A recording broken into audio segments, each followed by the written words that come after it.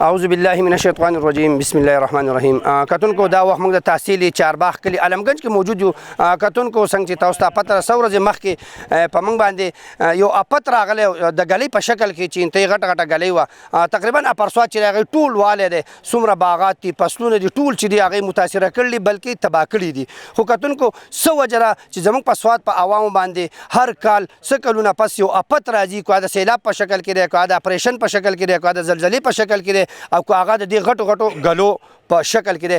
کتونکو په دې حواله باندې د عالمگنج عوام چې دي زموږ سره موجود دي، د هغو نه به تپوسونه وکړو د هغو څونه نقصانات شوي دي او څونه د باغاتو سره څونه فصلونه چې دي هغه هم تباه شوي دي. نو کتونکو که وګورئ غنم دي، مټر دي، پیاز دي، ټیپر وغیره چې څونه دي هغه هم تباه شوي دي. دغه شانتې ورسره الوچه ده، خرمانۍ ده، شفتالو ده، د دې نه علاوه نور چې څونه باغات دي هغه هم تباه شوي دي. کتونکو ګورو د پی ټی آی د انصاف حکومت دی، آیا عوامو ته درېیمه څلورمه ورځ د باغات تباه شوي دي؟ کم منتخب ممبران چې دي، کم وزیر اعلی صاحب چې دی خصوصا زموږ د اپرسوات سره تعلق دی، هغه کرونا طرف ته چې وو هغه متاثره شوي. خو ګورو چې آیا د کرونا نه وزګار شوي دي د خپلو عوامو د منځ ته راغلي، که هغه شانتې د عوامو د نظر نه لرې دي. په دې حواله به سره منتخب ممبران اسمبلۍ هغه خبرې به سره هم کوو او د دې نه علاوه به سره ښایو چې اپتونه ولې راځي. نو کتونکو په دې وخت کې زموږ سره زموږ د دې عالمگنج ډېر قدرمند مشران چې دي هغه هم موجود دي. هغه رور کم چې د دې ځمکو نه خپل په دې کې ذمهداره کوي او د دې نه رزق پیدا کوي، یو ذمهدار دی د دې عالمگنج ډېرې ځمکې ورسره دنه تپوس کوو په غوږونو دروند دی،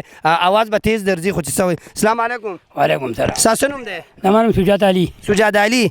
سجاد علي ګلۍ شوي ده دلته څوک راغلي ستاسو چا تپوس کړی دی؟ نه ګلۍ شوي څوک نه راغلی، چا تپوس نه دی کړی. څونه نقصان به دي شوی؟ تقریبا د ما سره اتنه حالت د ځمکې دي او ټول غنم ولاړ دي، څه پکې پیاز دي او څه پکې پیاز دي، څه مټر پکې خیر ختم شوي دي او پیاز او غنم او دا نقصانات شوي دي. تقریبا د ما سره د ډېرو زمیندارو ځمکې دي، که بیا راشي او دوی د دې تپوس کوي نو د ما سره په سادین کې د عالمگنج سره یو دوه ځمکې دي او دوه درې. زما سید ولی محمد باچا نوم دی، د لنډي اوسېدونکی یم. ګلۍ شو د جي ډېر نقصانات شوي، ستاسو علاقې ډېره متاثره کړې ده، ستاسو په باغچه کې ولاړ یو، په دې حواله څه ویل غواړئ؟ زه خو دا وایم چې تاسو دا باغچې په خپله ولیدې او په دغه هم راوستې او د چا نه پټ پناه نه ده. نو بس یو اپت راغلی ده الله تعالی او ډېر نقصانات یې کړي دي. دا اوس 23 جریب کې دا باغ دی، نو دا ټول تاسو ورته کیمره ونیسئ لکه دانه پکې نه ده پاتې. نه دا یو کال بعد لکه په دې کې دانه کېږي او هغې بیا موږ خرڅوو په هغې هغه دغه کوو که نه، ټول زمیندارو دغه حال دی. نو پکار دا ده موږ د موجوده حکومت نه مطالبه کوو چې دا علاقه په زاده قرار کړي او د دې عوامو سره ریلیف ورکړي. ډېره مهرباني. سلام جی، زما نوم دی سردار علي. څنګه چې هغه شلتارانو باغ کې موږ تعارف وکړو، دغه شان یو هایبریډ موږ باغ لګولی و ټماټر و، خو تصویر یې اخیستی دی مکمل ختم شوی دی.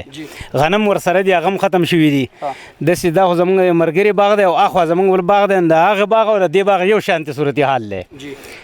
د نقصاناتو یو شانتې صورتحال دی، په ونه کې څه پاتې نه دي. نو دې کې به موږ نور څه ووایو؟ بس د الله د طرف نه ده. او روپۍ خو په ایډوانس کې نه وي اخیستې، ډېر خلک وایي چې روپۍ په ایډوانس کې الي دا عذاب راځي. لکه خدای مې دې قسم وي چې موږ د ځمکې سره دا باغ ورکړی دی، په دې څو قسمونه نه خوري. باغ چې موږ ورکړی د ځمکې سره، نو مفتیان وایي چې دا شرعي خبره ده، یا پکې دانه راشي او یا د ځمکې سره تاسو ورکئ، لکه ځمکه ورسره د ونې سره ورکئ، نه دا شرعي ده. بیا که هغه موږ ته پټی راکړي چې تاسو یې کوئ او تاسو پکې دا کم خلک چې غیر شرعي ورکوي د هغو سره بیا تاسو په وچو کې ویل همدې سوځي، دغې خلکو ته څه ویل غواړئ؟ نه دوی ته هم دا عرض دی چې دوی هم په دانه کې ونه کې دانه وشي ورکوي او زکات دې ورکوي په 40مه پسې په 10مه پسې په 10,000 وشر زکات کمی پوره ورکړي او وشر زکات پوره ورکړي، نه الله پاک د دې قهر آفت نه ساتي. وزیر اعلی تعلق زموږ د اپرسوات مټ تحصیل سره دی، زموږ خپل منتخب کم ممبران اسمبلی چې دي حلقه NA2 PK3 هغو ته څه غوښتنه کړې؟ بس د هغو له طرفه زموږ طرف نه دا عرض دی هغو ته چې د دې پورې او راپورې ټولو سره دوی څه تعاون وکړي او اپت ضد قرار او اپت ضد قرار کړي. زمونږ خو باغونه نشته او دغه غنم دی او اخوا دغه فصلونه دي هغه هم تباه شوي دي. بالکل. حکومت نه څه غوښتنه کوي تاسو د څه امداد وکړي؟